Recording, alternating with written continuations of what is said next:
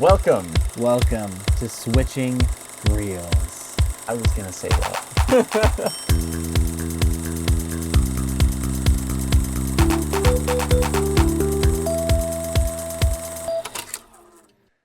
Hi, Connor. Hi, Trenton. How are you? I'm doing all right. Nice. Yeah. Yeah. That was a time. That was Yeah. a pretty good movie, actually. Welcome to Switching Reels, everyone. Welcome to Switching Reels. Where we watch Harakiri. Harakiri. Yeah. They're very cool. I have not learned Japanese even a little bit, I only so I know don't know my enough pronunciation. To know the R's are really weird R and L combinations. It's like li instead of or l. It's a combo. Very strange. Yeah. At least to an English speaker, right? At least to an English speaker. It's super strange. It has always been one thing that has always bothered me about like watching Japanese stuff, because I do really enjoy a lot of it. I don't watch very much anime, but like I've seen a ton of samurai films, and some of their like later like Yakuza stuff, solid. Yeah? Really, really fun. Who's they in this case? Japan. Oh, good. Yeah. Okay, cool. But one thing that does always bother me is the English translation of Japanese names always has like 15 vowels, and you're supposed to say it in like 2 syllables. Isn't it crazy? Which is... It's actually, they say it really fast, and some of Yeah. the syllables like get melded in together. Mhm. Like learning Japanese gets weird at like native speaker speeds. Yeah. Because they're like, are you sure all of those? Yeah. You got all of those? You hit all of them? But yeah, but I've also been made fun of because I will pronounce all of the syllables. Yeah. And I'm like, sorry. I'm not from this land. I'm from the Americas. I'm trying, guys. Come on. I can't be from, the United States, and also from Japan, and also from France, and also from Italy, and also from Germany, and everywhere that has a strong film culture around it that has made lots of great films. Russia's a weird one because Yeah. there hasn't been a like really strong film movement there, but we've gotten specific directors from there that just absolutely kill it. That just love film. Yeah. That's so interesting. Yeah, I can't think of very many Russian movies. So There's some on the list. But if they're not by I'm gonna get his name wrong because there's a very similar author. Lewis C. Clark. No. Arthur C. Clarke. Arthur C. Lewis. No. It's Tartakovsky. That's who it was. I love Russian names. They're so cool. Not to be confused with Adrian Tchaikovsky, who is the author. Oh, I thought he was the music producer. He produces music from old-timey ago. Oh, you're thinking of Tchaikovsky. Tchaikovsky. Yeah. Anyway. I got the first Connor. Good. Anyway, we watched Harakiri. Yeah, that one. Yeah. Very exciting. I'm not going to pronounce any of the names or any of the Japanese words for the rest of this podcast because I'm afraid now. I mean, you'll just have me correcting you, and then you can be like, shut up. Exactly. I'm afraid of that. Oh, no. But yeah, I really enjoy this movie. First time I saw it was I was in film school, and I got invited over to a movie night, which super normal for film school, happens pretty consistently. Yes. But I go over, and this guy just has like a bunch of pirated movies on his laptop, and he's like, "What do you want to watch?" And I'm like, I don't know. Anyone who knows me knows that, like, okay, to an extent, I understand a lot of the arguments around pirating. I've been online enough to have seen these arguments and why they're there. And you like Reddit, so.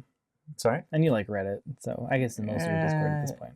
Yeah, I liked Reddit, but I also liked Reddit because I made it into something that was basically a trap for me to just sit and To be subsumed in. yeah, Love and it. so I quit it pretty quickly after Damn. starting. But no, so like I understand the pirating argument that a lot of times it has less to do with like Would you download a car? usually it has more to do with the fact that the product has just been made so difficult to acquire Mm-hmm. or so difficult to use that piracy is easier. Yeah, absolutely. It typically is not wanting to take money from artists. However, as someone who is an artist and wanted to go into specifically the film world, it made me super uncomfortable. Slightly conflicted. It is a personal thing for me where I'm just like, I cannot in good conscience enjoy pirated anything. So the first time I watched this, I had an extra layer of tension over this entire movie that was not fun. That Just like ah! I don't know if I like myself currently. I came over here to watch the movie, but if I leave now, it's gonna feel weird. Yep. So anyway, yeah, I do really love this film, and we did not watch a pirated copy today. No, we didn't. watched We watched the one that you bought from Yeah. Criterion. Yes, because Criterion is the best. So yeah. Anyway, with that huge preamble done, Love it. what were your ratings on this one? Yeah, no, ratings on this one, like, it was just a generally solid movie, you know? Mm-hmm. And I don't have a lot of the history that you do, especially as it comes to, like, potentially Japanese films. But I really enjoyed it. I think that technically it was either 9 or a 10, probably. And, like, just stylistically, it knew what it was doing and what it wasn't doing, and it wasn't pretending to do anything else. Yeah. So that was really cool. And then for enjoyment, I'd probably say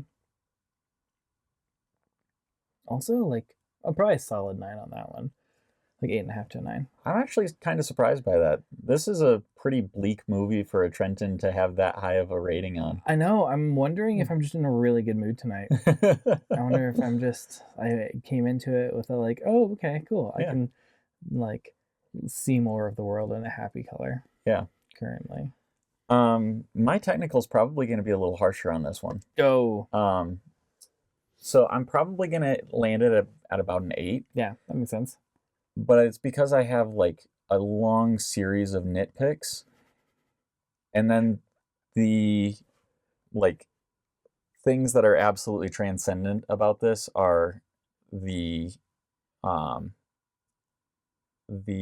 way that the story unfolds. Yes. So good. And the editing. Yeah, the editing. Both of those are just phenomenal. Maybe you have to wait like another 10 or so years to see something this polished when it comes to editing. Yeah, and also like I really enjoyed I liked the pacing, you know, like, and the like narrative structure. That is one of my nitpicks. Yeah, and that makes sense. Like there are pieces of it where you're like, I actually forgot that I was watching a movie for a second. I thought this was a still. Yeah. For 30 seconds that I'm staring at a blank screen. For me, it has more to do with how long we spend.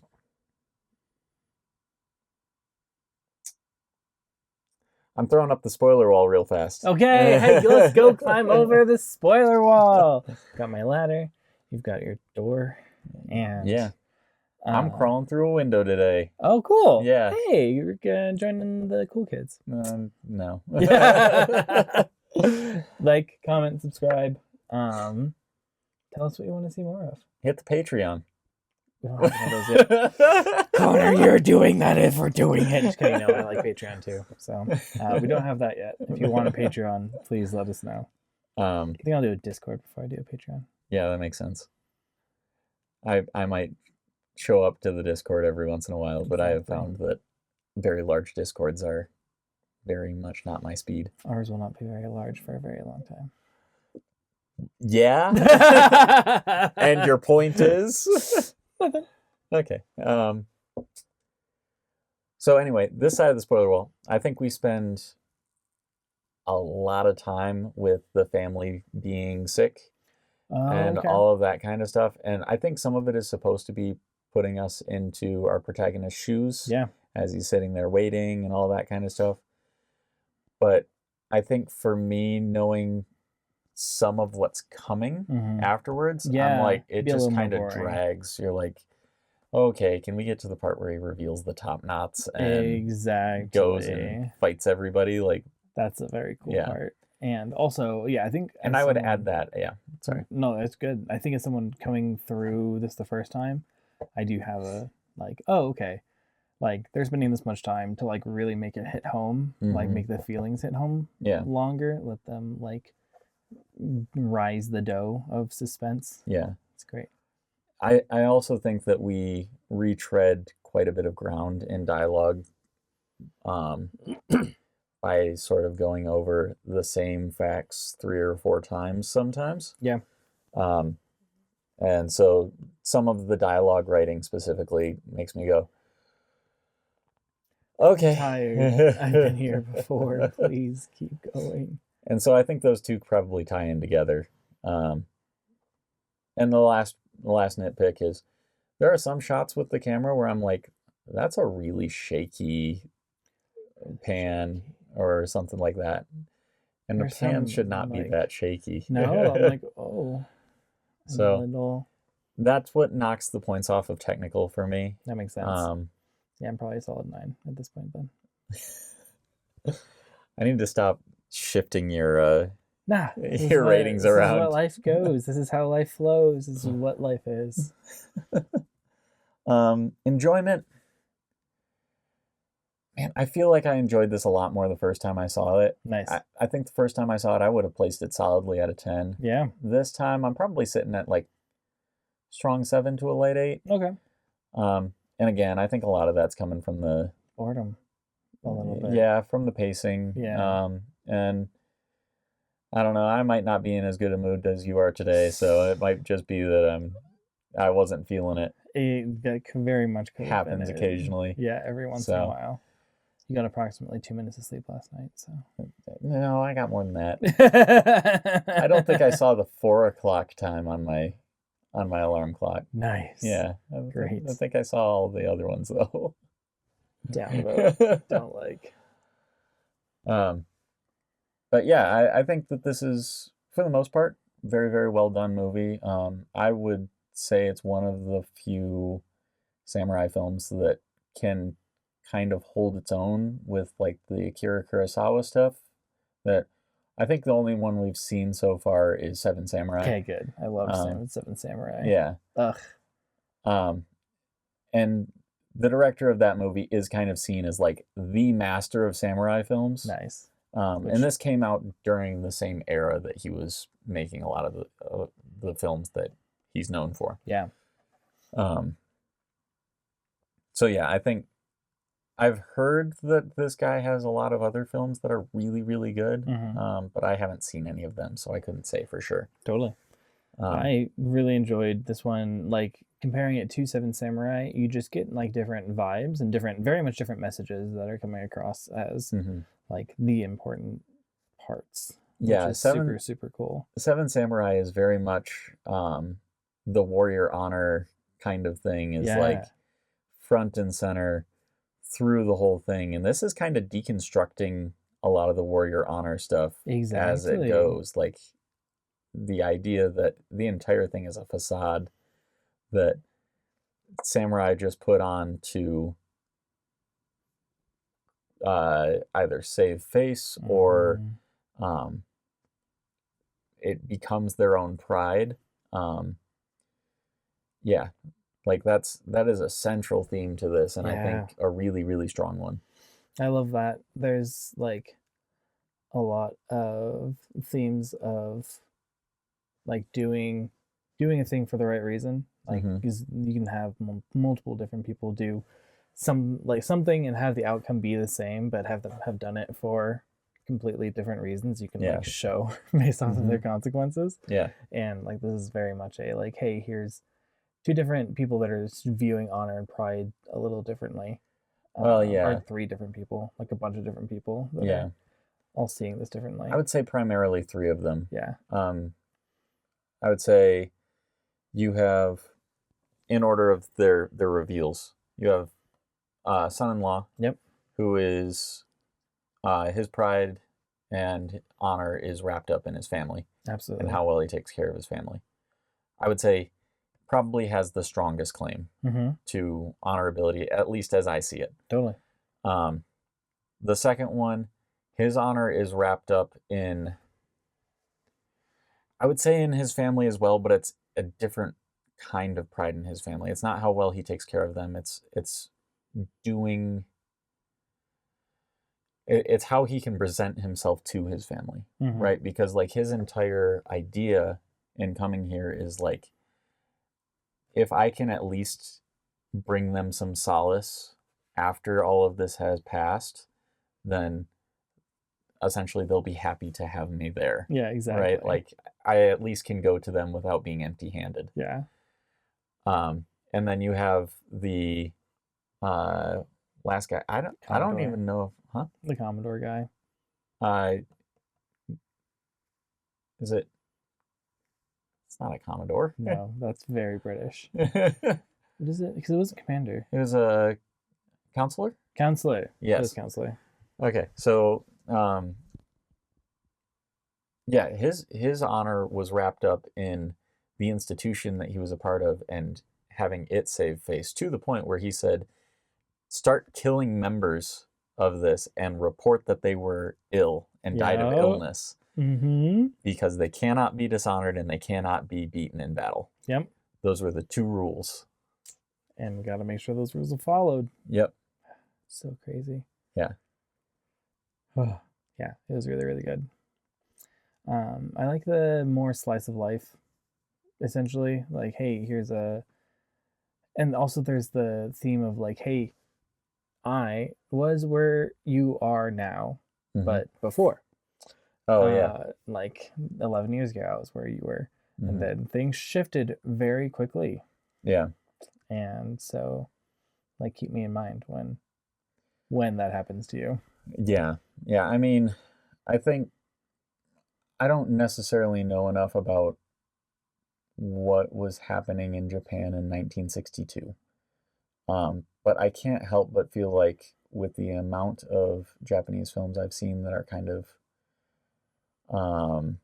based around poverty and that kind of stuff from that era, if there was a serious issue with finding work and that kind of thing. Absolutely. I think that is also like super central to this because number one, you have the our protagonist coming in and saying, I was where you were, and then I became so poor that you find me here today. Yeah. We also spend a lot of time exploring what that sort of slice of life you were talking about was with his family and all of that, and that like there was a time when they had enough money that even though they were poor, they could survive. And that was enough to be happy on. Exactly. But then they have even but then they have even less money. Just when they thought they couldn't get any poorer. So yeah, like watching it through that lens, I think that when people make art, almost always they're making art about the time they're in as well as the time that they're making art about. Absolutely. And so yeah, my guess is there would be something there that he wanted to explore by making the directorial decisions he did about how much we're going to focus in on this impoverished family state. Yeah, I just looked it up. It is 17 years after the Hiroshima bombing. I don't know. I don't know enough about the finances. I'm going like I'm buzzing through it in my brain, and like as I remember it, Japan has a like economic upturn shortly after the end of World War II, and then so I'm wondering if almost always with an upturn, like you get like a very large amount of like income gap. So I think you're probably totally correct. Like there's almost guaranteed going to be parts of the culture and country that are very wealthy, and the other parts that are like, I didn't. So with that, I knew that they had an economic boom after Hiroshima. What I didn't know is how long or how long after that it took for that economic boom to kick in. Yeah, absolutely. Because like I know directly after it was horrible. Really bad. Yeah. Which, I guess you should expect when an entire city is destroyed. And multiple, like we just saw Grave of the Fireflies recently with the Tokyo fire bombings, you know? Like, it wasn't just once. It wasn't just the atomic bombs that went off that made this awful. And I can't say for sure, I haven't done a ton of research on this. I'm just conveying what I've heard.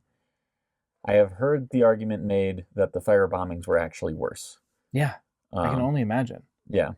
Like, radiation fallout and everything is bad, like the explosion. Like, there's possibilities of surviving parts of that. Yeah. And the ability, and like some of the infrastructure is still going to be like big, like just carpeting fire on wooden structures. Yeah. Like, oh my gosh. Yep. I could totally see that being true. Ugh. So, anyway, we're talking about a specific movie. Yeah, we are. So, yeah, I really, this is one of those movies that I feel like has a lot to it, but it's just kind of all on the surface, and you can just look at it and just be like, that's a great movie. Yeah. And I feel like I'm saying that more and more the longer we go with this podcast. But yeah. This one, I don't feel like the themes are super dense. Yeah.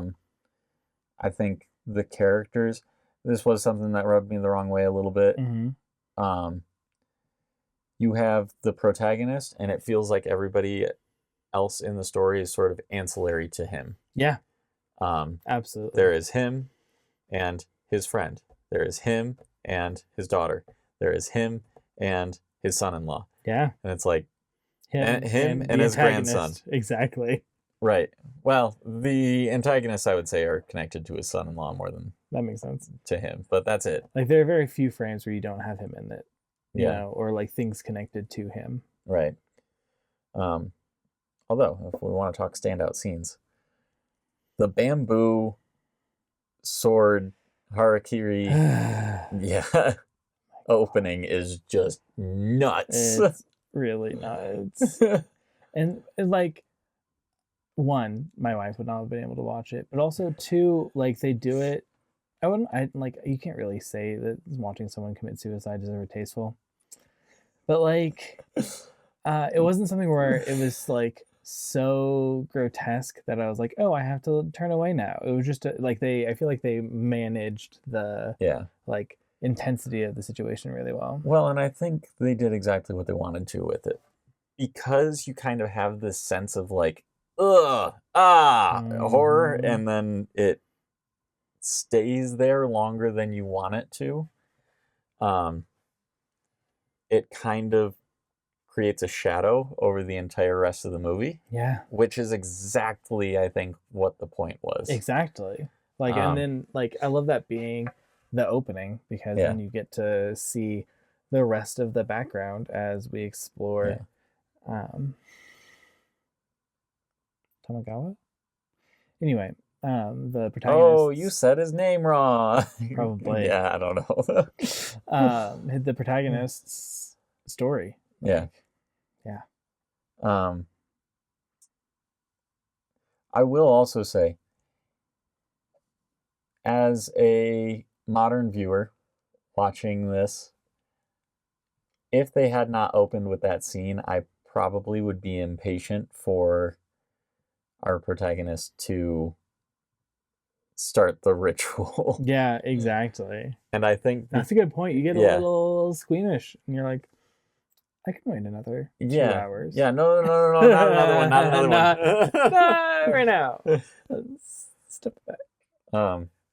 Which, since we brought it up, I do really appreciate the way that this whole thing ended. The fight with everyone. Yeah. All the way to the point where he does commit Harakiri, but on his own terms. On his own terms. Which I appreciate for the overall story. Exactly. I think anything else would have been a little lesser. Yeah, I mean, him getting out and escaping would be fine until you think about the fact that, yeah, he really does have no one. Yeah. He has no purpose anymore. Yeah. And if he had been killed by the clan, you would have run into the issue of it just feeling unjust. Yes. Which it would have been. Exactly. I also think that there was one other possibility, and it's one I've seen a few times in revenge films specifically, but he gets through everyone and dies while he basically ends them. Yeah, exactly. And that one, the issue that I would have with that in this case is the sense of pride and honor that we get from the consular, the count. Yeah, I think it was counselor. The counselor would not have been explored to the depth that it should have been. Exactly. You get and you even see it with the armor motif, where like it's kind of presiding over everything. And at the end, you get like this very strong sense that it has been sullied. Yeah.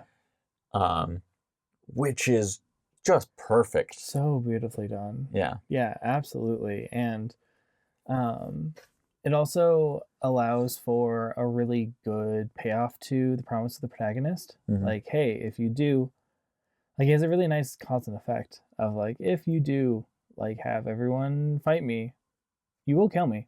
Yeah. But I'm going to take a few of them with me. Like, is that I'll something... at least maim some of them. Yeah, exactly. Like, is that something that you're okay with? Like, yeah. you could at least hear me out first. Exactly. Yeah. Like, it was 7-2 final score. And then... Wait, 7-2. Oh, you're including his son-in-law? Yeah. Okay. Well, he killed 4. Oh, okay, so you're including the 3 that he took the top knots from. Exactly, because they died based off of his actions. Okay, I'm still going to say 15 because he maims 8. Yeah, I'm fine with that. I'd probably give them half points, but... All right, fine. I love the 2. Oh, yes, if you count the wife and son, it's 11-4. Oh, jeez. And then, no, you can't really count the uncle, so. All right. You got anything else to say about this movie? It was well executed. This has been Switching Reels with your hosts. What are we watching next week? I don't even know anymore. Yeah, right? I think it's all over the Casablanca. place. It might Casablanca. be The Usual Suspects. It changed. Like, this one jumped up above American History X recently. So, like, yeah, we're I don't know if we just have more people using the IMDb list, or if like certain movies are getting more exposure than they have before, or if we could watch the 4 movies that we've already seen below this one again. American History X, The Prestige, Leon the Professional, and Spider-Man Across the Spider-Verse. And then it's Casablanca. Okay. And then The Usual Suspects. I'm pretty sure that's changed from earlier today. Almost guaranteed. It's been crazy. Yeah. It's very I don't shuffly. even know what's going on. This was solid for years. We live in trying times. Turbulent times. Turbulent times.